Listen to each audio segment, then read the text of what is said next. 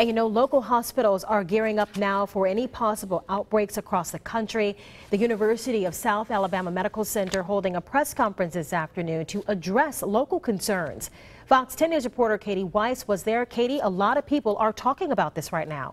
Yes, that's right, Lanice. Officials at the USA Medical Center want to emphasize there are no signs of Ebola virus here on the Gulf Coast. Now, however, they are still taking the proper precautions if a case does come to the port city.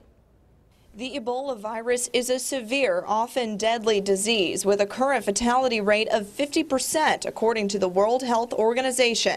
It's transmitted by human-to-human contact and originated from wild animals in Western Africa. Currently, there is no known treatment to cure the virus. It's a viral infection. There's no treatment for the virus.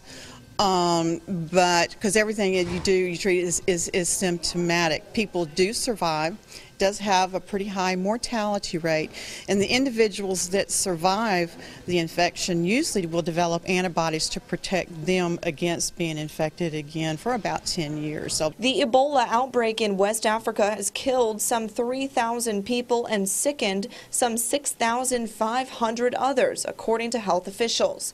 Now that a patient has been diagnosed in the U.S., local hospitals are taking every precaution necessary to prevent the epidemic from spreading nationwide. Hospital officials tell me that they can safely house any Ebola patient as long as they are kept in an isolated hospital room with a closable door and a private bathroom.